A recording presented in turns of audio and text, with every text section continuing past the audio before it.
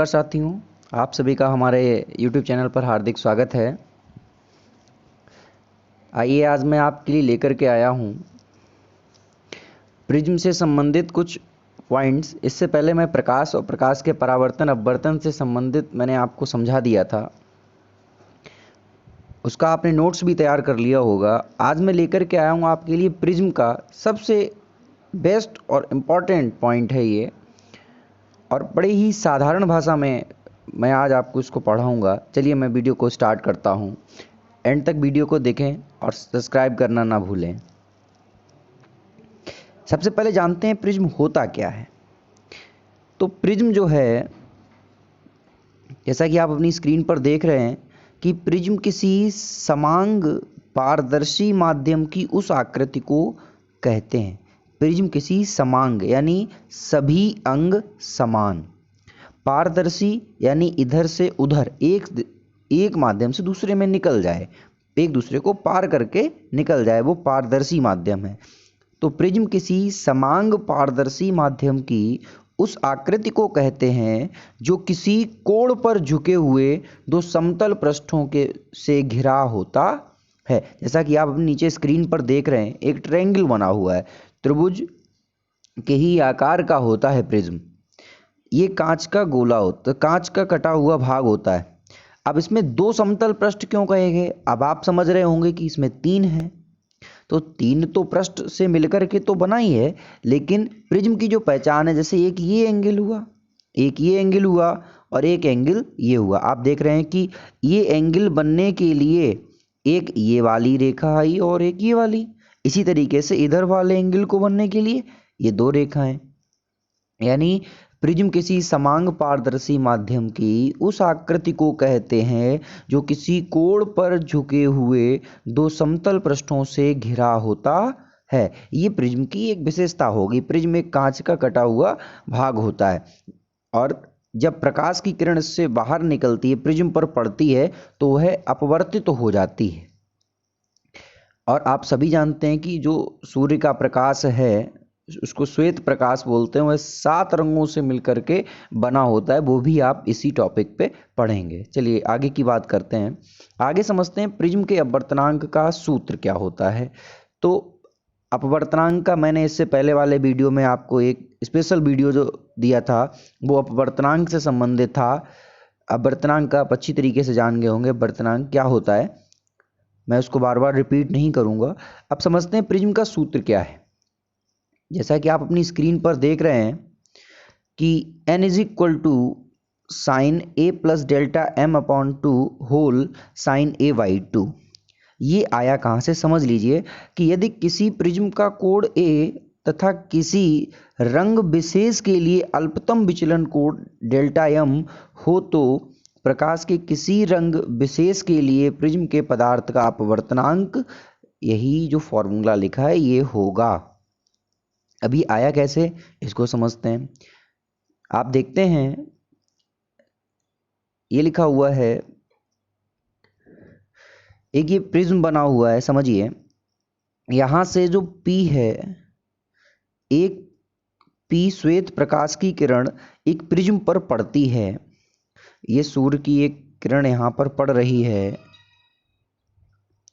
तो ये किरण यहाँ से पड़ने के बाद इस दिशा की ओर ऐसे घूम जाती है, घूमने के पश्चात ऐसे नीचे की ओर निकल जाती है। ध्यान देना है सभी को। तो ये आपतित किरण है, ये आपतित किरण है, ये यहाँ से अपवर्तित हो गई, ये फिर पुनः अपवर्तित हो गई, और ये इसकी डॉटेड है कि जानी तो ऐसी चाहिए, लेकिन ये अपवर्तित हो गई यहाँ से। इसी तरीके से जो ये आर एस आप देख रहे हैं, ये भी इस तरीके से जाना चाहिए, लेकिन ये इधर झुक गई। अब आप समझते हैं ये एन ई जो है, ये डॉटेड जो है एन ई, ये अविलंब है, और ये इधर इसका अविलंब है। ये आपतन कोण है आई।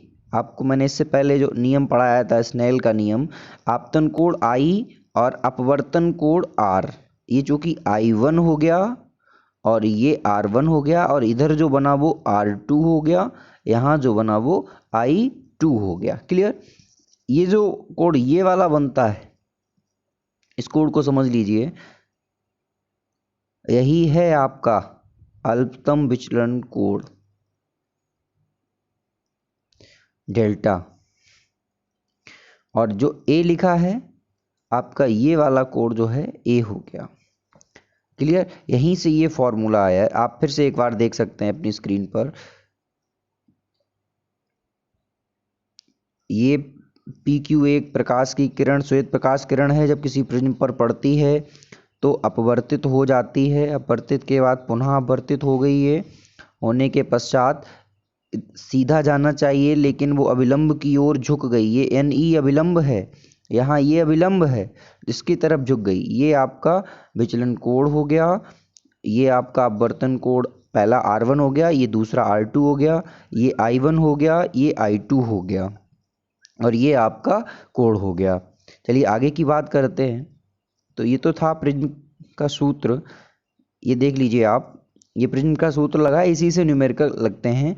अब बस आपको क्या करना है, आपको जब इसमें तीन चीज़ें मुख्य तौर पे आवश्यक हैं। फर्स्ट एन, दूसरा ए, और थर्ड जो है ये डेल्टा। अब आप ये क्या, ये अपवर्तनांक है, एन को अपवर्तनांक बोलते हैं। ए प्रिज्म का कोण कहते हैं इसको, ए को प्रिज्म का कोण कहते हैं। और ये जो डेल्टा है, डेल्टा को हम विचलन कोण बोलते हैं, अल्पतम विचलन कोण। इस तरीके से हम ये लगा सकते हैं। आगे एक न्यूमेरिकल भी है, आप उसको भी समझ लें। न्यूमेरिकल आपका इस तरीके से है कि एक प्रिज्म, ध्यान देना है कि एक प्रिज्म का प्रिज्म कोण 60 है। जब हमने कहा ना प्रिज्म के कोण की बात करें तो वो ए होता है, प्रिज्म का कोण 60, यानी A = 60। तथा अल्पतम विचलन कोण समकोण से 30 अंश कम है। हम जानते हैं समकोण कितना होता है, 90 डिग्री। 90 से 30 कम है यानी 60 हो गया। डेल्टा कितना हो गया, 60। आपसे पूछ रहे हैं तो प्रिज्म के पदार्थ का अपवर्तनांक क्या होगा। हम फॉर्मूला लगा देंगे जो अभी मैंने लिखवाया था। n = sin a + Δm/2 whole sin a/2। इसको सॉल्व कर देंगे, आपका आंसर आ जाएगा 1.732। क्लियर? ऐसे ही मैंने ये दो न्यूमेरिकल दिए हैं, आपको ये सॉल्व करने हैं। अब इसका थर्ड पॉइंट जो है वो समझ लीजिए, वर्ड विक्षेपण क्या होता है। जब श्वेत प्रकाश, समझ लीजिए वर्ड विक्षेपण, इसको स्पेक्ट्रम भी बोलते हैं। जब श्वेत प्रकाश किरण किसी, ये यहाँ पर लिखा भी हुआ है, आप देखेंगे स्क्रीन पर, वाइट लाइट, जब श्वेत प्रकाश किरण किसी प्रिज्म पर पड़ती है तो वह अपने 7 अवयवी रंगों में विभक्त हो जाती है। 7 अवयवी रंग, ये प्रिज्म से 7 रंग नहीं निकल रहे हैं, ये सूर्य के प्रकाश में 7 रंग होते ही हैं। और जब वो किसी प्रिज्म पर पड़ते हैं तो वो इसी तरीके से वो बाहर निकल जाते हैं, जिस तरीके से आसमान का रंग हमें नीला दिखाई देता है।